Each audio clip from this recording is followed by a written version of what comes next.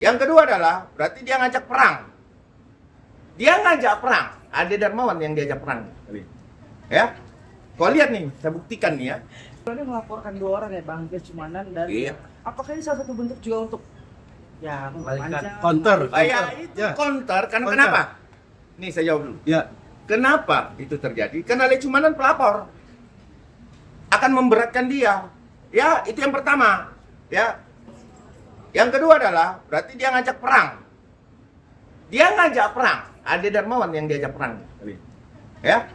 Kau lihat nih, saya buktikan nih ya. Kau ngajak perang berarti ya. Jangan sampai kau malu. Kenapa? Karena saya tidak akan mau membela orang yang salah. Saya tidak akan mau membela orang yang salah. Ingat itu. Ya, kulawan kau. Oh, jangan main-main, Pak. Ngomong sebaiknya Pak Swadi ya. boleh. Terkait apa pertemuan hari ini. Alhamdulillah.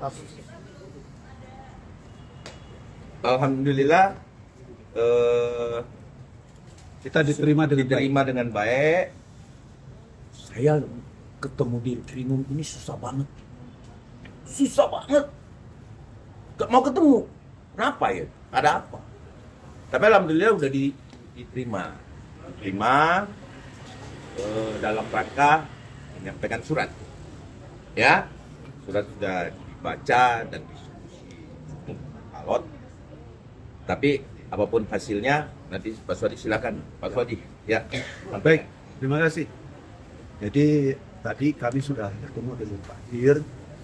Karena memang kan dari kemarin kita mengajukan surat supaya nanti pada tahap 2 sebelum dilimpahkan perkara ke kejaksaan, kami sebagai orang yang mendukung ya tentang ijazah ini dilakukan penahanan di Polda. Karena kenapa ini kita juga mohonkan. Pertama, Pak Roy Suryo ini residivis, itu ya semangat. Ya. Dan kalau dikatakan residivis, kan harusnya nggak boleh mendapat perlakuan istimewa di negara hukum ini. Karena kenapa juga kita mengatakan bahwa dia residivis, itu sudah ada putusan pengadilan berkaitan dengan kasus tumpah. Dan kasus yang sama itu dilakukan lagi. Apa yang dimaksud dengan kasus yang sama dalam persoalan ini? Berkaitan dengan Undang-Undang ITE. Ya, dulu kan berkaitan dengan stupa Undang-Undang ITE juga. Sekarang juga berkaitan dengan masalah dugaan ijazah palsu ini, ya, itu juga menggunakan Undang-Undang ITE, menyebarkan berita-berita bohong berkaitan dengan ijazahnya Pak Jokowi yang dikatakan palsu oleh Pak Roy Suryo. Terus yang berikutnya, kita juga melihat ya, selain tadi residivis, ini kan ancaman hukuman, ya. Kalau kita lihat di pasal 32 dan 35 Undang-Undang ITE, itu kan ancaman hukumannya di atas 5 tahun. Sedangkan alasan untuk melakukan penahanan itu kan harus di atas 5 tahun. Sedangkan Undang-Undang 32 dan juga 35 Undang-Undang ITE itu ancaman hukumannya 10 sampai 12 tahun. Dari konteks ini ya tidak ada alasan lagi yang bersangkutan itu harus melenggang terus seperti ini. Terus berikutnya di Undang-Undang KUHP yang baru itu kan orang yang sudah ditetapkan tersangka kan nggak boleh lagi mengulangi perbuatan. Apa sih perbuatan? Yang menyebarkan berita bahwa ijazahnya Pak Jokowi palsu dan lain sebagainya. Padahal sudah ditetapkan tersangka. Dalam kaitan ini apa? Ya berarti pelanggaran berkaitan dengan undang-undang pengulangan perbuatan itu dilakukan terus. Nah kalau ini tidak dilakukan penahanan di tahap 2 nanti, bagaimana nanti setelah habis misalnya pembacaan dakwaan, pulang teriak-teriak lagi dan lain sebagainya.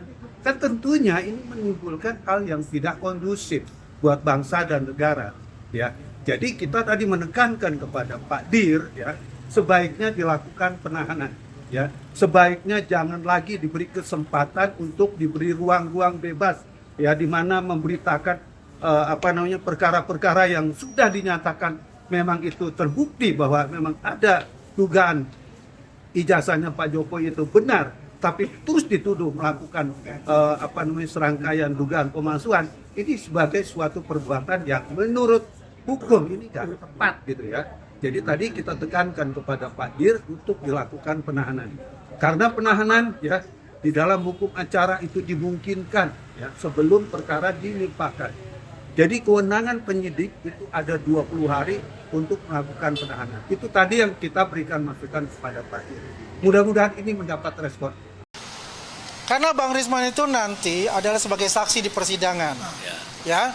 Jadi ada upaya, dugaan saya ya, ada upaya dari mereka untuk tidak membuat bahwa Risman itu akan menjadi saksi di persidangan nanti. Karena ini akan membuka semua yang di belakang itu ya selama ini yang dilakukan oleh mereka. Maka mereka melakukan yang namanya pelaporan dan pelaporan, termasuk dengan Bang Lecumanan dari Peradi Bersatu untuk itu. Ya, untuk hal itu ya kami melihatnya tidak ada kata mundur untuk kita hadapi. Disenggol dan baru aja kemarin dilaporin, itu merasa terganggu juga nggak sih Bang ini? Enggak. Tuh selama 2 bulan ini kan saya fokus ya, hampir 3 bulan tapi masih switch ke sini. Tapi yang paling senyap saya 1,5 bulan ini fokus, inilah hasilnya. Oleh karena itu saya nggak mau memikirkan strategi mereka untuk mengganggu konsentrasi saya. Berikutnya saya akan mempersembahkan buku saya juga tentang Mas Wapres Gibran. Itu aja. Selain itu juga Gini, sebelum itu kita saksikan di SBN. masalahkan juga dokter. Itu merasa terganggu juga nggak sih Bang? Enggak sama sekali. Ada. Itu ya. ISBN, Mbak. Biar SBN dijelaskan dulu. Bang Ari, maju sini. Banyak di sini aja. Jadi makasih banyak ya. Untuk percetakan buku ini Bang Rismon tidak terlibat sama sekali di ISBN. Ya kan, dari 10 orang manajemen semuanya tahu kalau ISBN itu yang buat percetakan. Jadi Bang Rismon tidak sama sekali menggiring kita atau memberi masukan untuk membuat ISBN. Jadi percetakan buku saya yang bertanggung jawab di buku itu di antara 10 orang ini. Karena memang saya tidak mau buku ini sama buku yang JWP, ya kan, di monopoli. Nah, buku ini saya sendiri yang kena. Dan di ISBN sekali lagi saya tegaskan Bang Rismon tidak terlibat di ISBN ini. Semuanya ada di penerbit, ya. Gitu. Untuk buku yang berikut ini ISBN-nya insya Allah pakai PT saya sendiri, ya. PT-nya kita rahasiakan dulu. Nanti yang menarik begini, tunggu sebentar. Yang edisi pertama yang dilaporkan Bang Rismon itu yang mengenai Gage itu. Bisa dijelaskan untuk yang Gage itu penerbitnya siapa? Nah, G gitu. Memang di buku Gibran Endgame ini 2 kali percetakan. Cetakan pertama 5.000, kemudian yang kedua kita masuk 5.000, tapi baru 2.000 Bang Rismon minta di stop bukunya. Ya kan, jadi untuk yang 5.000 pertama ini memang yang buat itu ISBN-nya penerbit langsung. Di Bandung, namanya Kekas Bandung, itu yang buat. Lekas Bandung ya. Terus yang kemudian yang kedua ini itu ISBN sudah punya Bang Rismon sendiri. Ya. Jadi yang untuk 5.000 ini kita tidak tahu, itu yang buat percetakan sendiri, penerbitnya sendiri yang buat itunya ya. Nanti setelah pemanggilan saya akan jelaskan semuanya. Ya, nanti cumi-cumi lah wawancara langsung kan. Ada laporannya dari Roy Surya, Bang. Ya mereka kan sudah gini-gini, ditahan nggak ya gitu. Ngapain? Jadi saya mungkin akan menjelaskan yang itu ya. Ini ada indikasi, ini dugaan saya. Karena Bang Risman itu nanti adalah sebagai saksi di persidangan. Ya. Jadi ada upaya, dugaan saya ya, ada upaya dari mereka untuk tidak membuat bahwa Risman itu akan menjadi saksi di persidangan nanti. Karena ini akan membuka semua yang di belakang itu ya selama ini yang dilakukan oleh mereka. Maka mereka melakukan yang namanya pelaporan dan pelaporan, termasuk dengan Bang Lecumanan dari Peradi Bersatu untuk itu. Ya, untuk hal itu ya kami melihatnya tidak ada kata mundur untuk kita hadapi ya. Karena semua yang telah kita lakukan adalah on the track ya, sesuai dengan kaidah hukum itu. Ya, jadi tidak ada masalah untuk itu. Silakan. Bang Rismon, berarti ini bisa dibilang juga sebagai waktu mereka.